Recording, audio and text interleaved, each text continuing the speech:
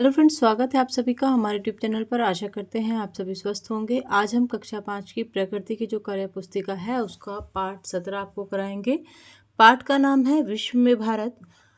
हमने अलग अलग सब्जेक्ट की प्लेलिस्ट तैयार करी है, आप जाके प्लेलिस्ट में चेक कर सकते हैं जो भी आप देखना चाहें।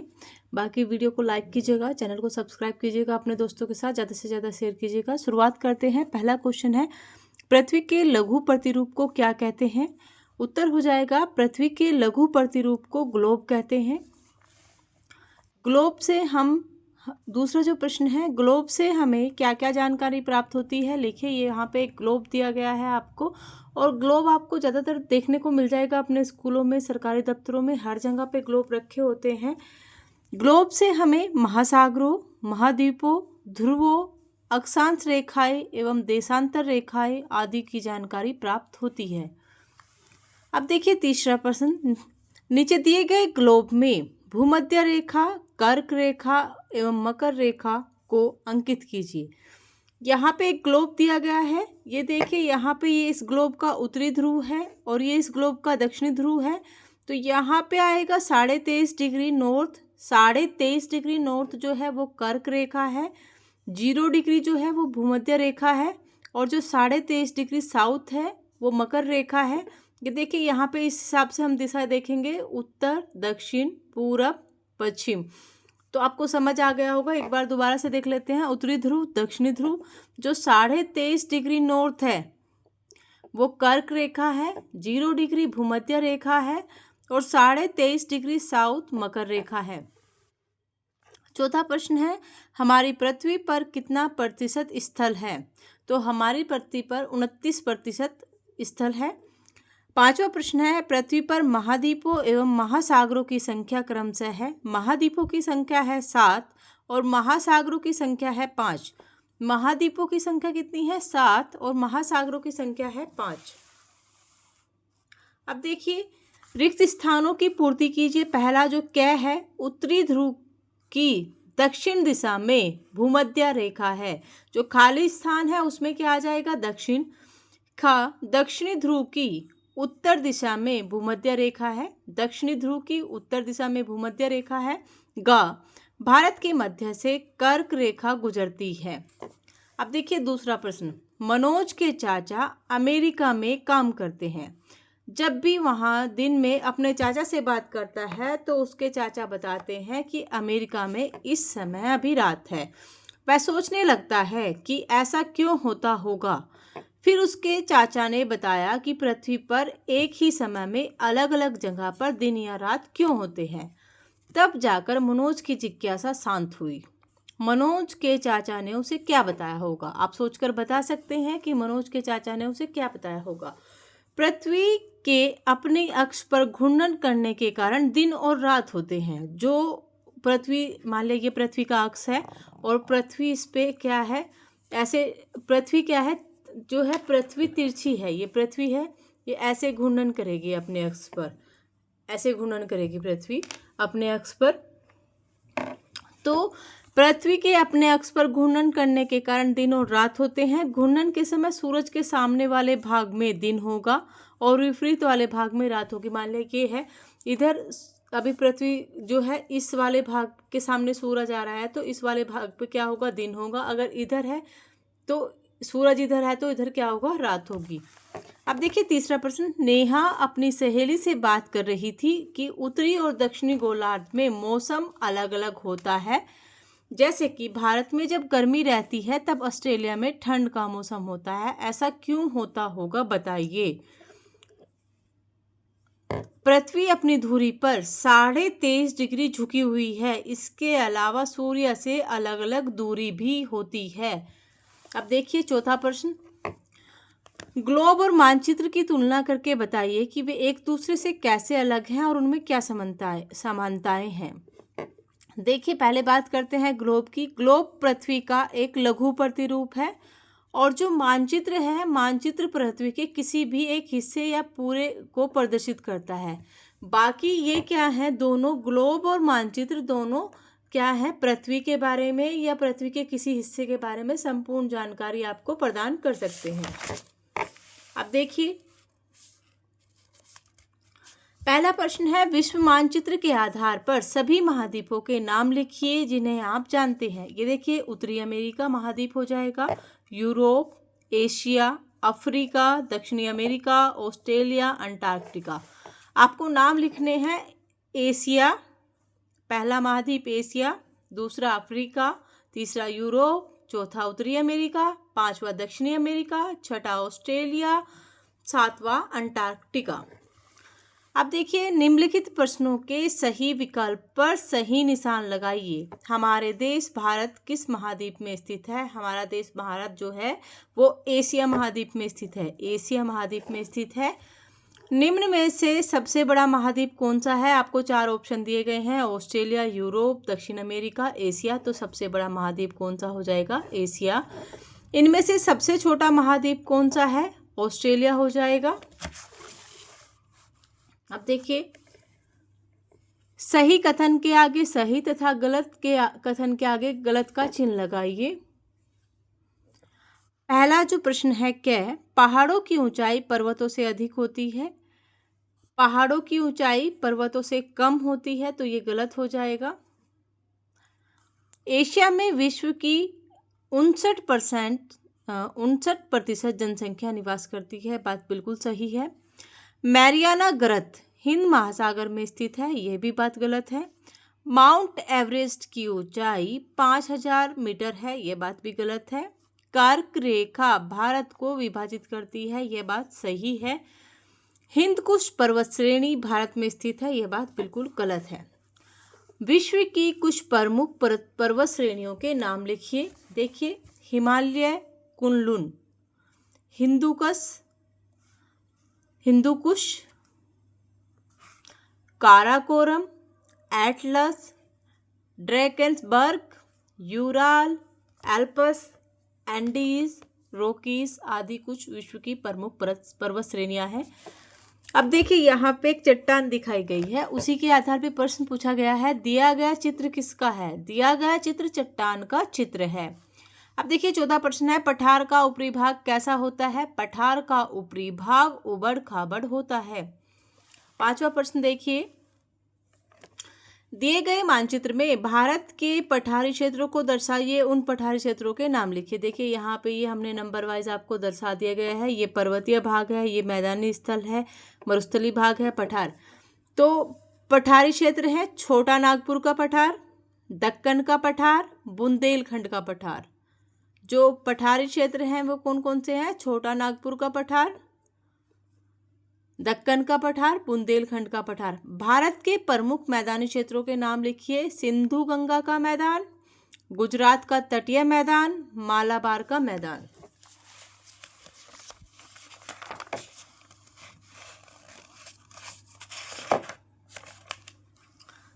अब देखिए, निम्न प्रश्नों के सही विकल्प पर सही का निशान लगाइए। अंतरिक्ष से हमारी पृथ्वी कौन से रंग की दिखाई देती है? अंतरिक्ष से हमारी पृथ्वी नीले रंग की दिखाई देती है, तो नीला।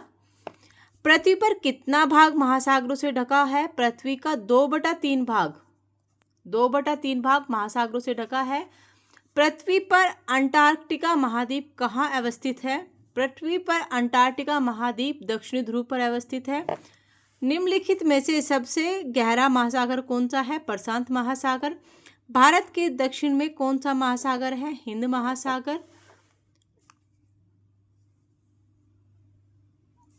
मानचित्र में पीले रंग में दर्शाए गए स्थलीय भाग किसको प्रदर्शित करते हैं? उनके नाम लिखिए। ये स्थलीय भाग महाद्वीप को प्रदर्शित करते हैं।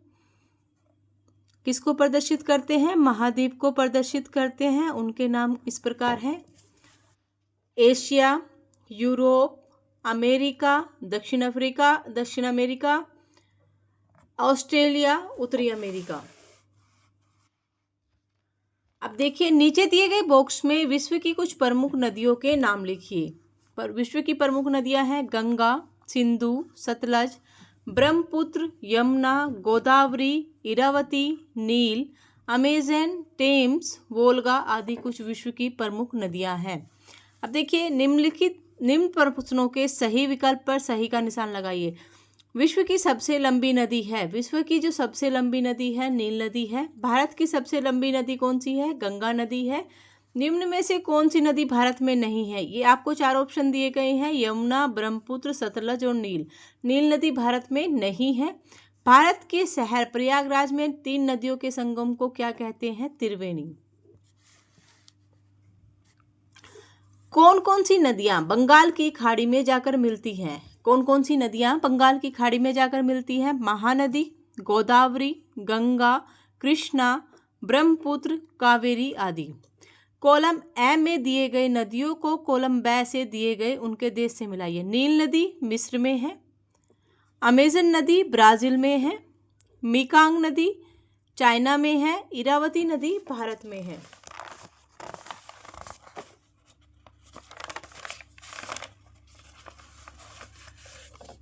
नीचे दिए गए भारत के मानचित्र को देखिए, समझे और निम्नलिखित प्रश्नों के उत्तर दे। देखिए यहाँ पे प्रश्न है, भारत के पूरब, पश्चिम, उत्तर, दक्षिण में कौन कौन से देश है? भारत के पूरब में बांग्लादेश एवं म्यांमार, पश्चिम में पाकिस्तान एवं अफगानिस्तान, उत्तर में नेपाल, भूटान व चीन, दक्षिण में श्रीलंका व मालदीव।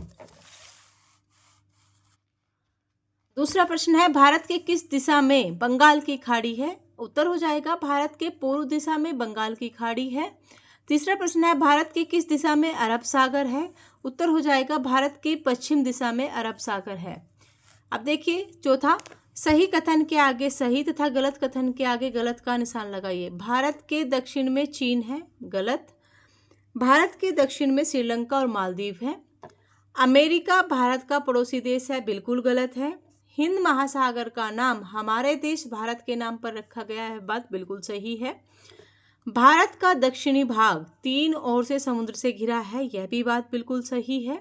लक्षद्वीप नेपाल देश में है, यह बात गलत है। अंडमान और निकोबार एक द्वीप समूह है, यह बात भी बिल्कुल सही है। अब देखिए, भारत में कुल कितने राज्य और केंद्र शासित प्रदेश है? भारत में कुल 28 राज्य व 8 केंद्र शासित प्रदेश है। अब देखिए, यहाँ पे आपको कॉलम ए दिया गया है, इधर आपको कॉलम बी दिया गया है, यहाँ पे आपको केंद्र शासित प्रदेश दिए गए हैं और बी में आपको उनकी राजधानी दी गई है। आपको मिलान करना है। जो लक्षद्वीप है उसकी राजधानी क्या हो जाएगी? लक्षद्वीप जो है उसकी राजधानी है कवरत्ती। दमन और दीव की राजधानी दमन। दिल्ली की राजधानी दिल्ली।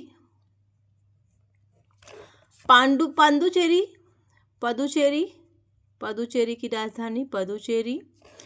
अंडमान और निकोबार पोर्ट ब्लेयर।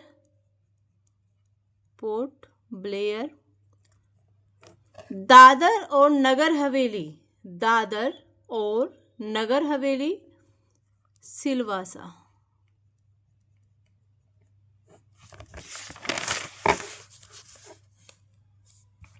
अब देखिए, यहाँ पे कॉलम ए में दिए गए राज्यों को कॉलम बी में दिए गई राजधानी से, इधर कुछ राज्य दिए गए हैं, उनकी राजधानी से आपको मिलाना है। गोवा की राजधानी पणजी, गुजरात की राजधानी गांधीनगर, तमिलनाडु की राजधानी चेन्नई, हिमाचल प्रदेश की राजधानी शिमला, हरियाणा की राजधानी चंडीगढ़, बिहार की राजधानी पटना, उत्तर प्रदेश की राजधानी लखनऊ, त्रिपुरा की राजधानी अगरतला। राष्ट्रपति भवन, संसद भवन और सर्वोच्च न्यायालय हमारे देश के किस राज्य में है? नई दिल्ली में है। अब देखिए, प्राकृतिक संरचना के आधार पर भारत को कितने भागों में बांटा गया है? उन भागों को नीचे दिए गए बॉक्स में लिखिए।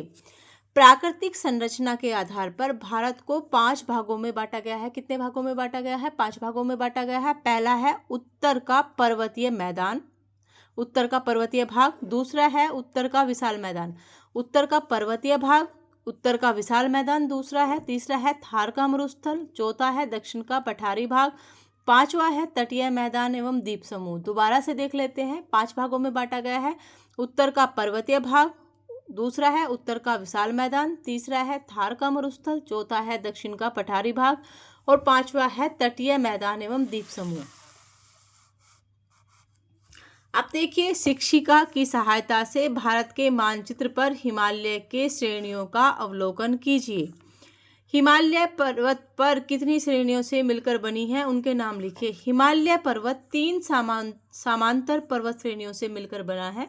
कौन सा है? वृहत हिमालय या हिमाद्री, दूसरा है हिमालय या मध्य हिमालय, तीसरा है शिवालिक। 3 पर्वत श्रेणियों से मिलकर बना है, वृहत हिमालय, हिमालय या मध्य हिमालय और तीसरा है शिवालिक।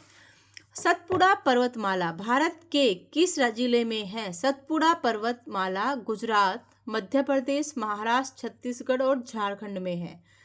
गुजरात,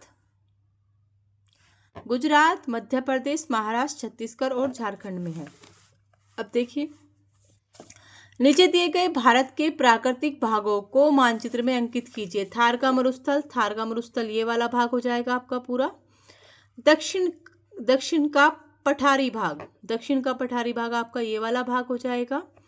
तटीय भाग एवं द्वीप समूह, तटीय भाग तो ये वाला हो जाएगा और द्वीप समूह आपके यहाँ पर आ जाएंगे। उत्तर का पर्वतीय भाग ये जो नीला वाला पोर्शन है ये हो जाएगा। उत्तर का विशाल मैदान, ये जो आपको हरा हरा पोर्शन दिख रहा है ये विशाल मैदान हो जाएगा। अब देखिए, यहाँ पे शुष्क पर्णपाती वन, आर्द्र पर्णपाती वन, पर्वतीय वन, सदाबहार वन, मैंग्रोव वन, कटीली वन, सदाबहार वन, ये आपको चित्र में दिखाया गया है। अब देखिए, उपरोक्त मानचित्र में पर्वतीय वन भारत के किस भाग में है? उपरोक्त मानचित्र में पर्वतीय वन भारत के उत्तर दिशा में है, या उत्तरी भाग में लिख सकते हैं, उत्तर दिशा में लिख सकते हैं। भारत के किस राज्य में सुंदर वन है? उस वन की महत्ता के बारे में लिखिए। भारत के पश्चिम बंगाल राज्य में सुंदर वन है। पश्चिम बंगाल राज्य में कौन से हैं? सुंदर वन है। इस वन में सुंदरी नामक वृक्ष की अधिकता पाई जाती है। जो सुंदर वन है उस वन में सुंदरी नामक वृक्ष की अधिकता पाई जाती है। अब देखिए, 7वां प्रश्न है, किस प्रकार के वन को मानसून वन कहते हैं और क्यों? किस प्रकार के वन को मानसून वन कहते हैं और क्यों?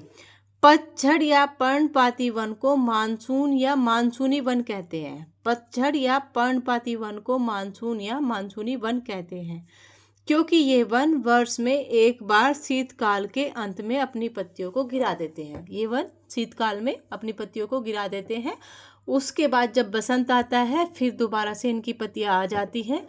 आशा करते हैं यह वीडियो आपको अच्छी लगी होगी। अगर आपको वीडियो पसंद आई, वीडियो को लाइक कीजिएगा, चैनल को सब्सक्राइब कीजिएगा, अपने दोस्तों के साथ ज़्यादा से ज़्यादा शेयर कीजिएगा।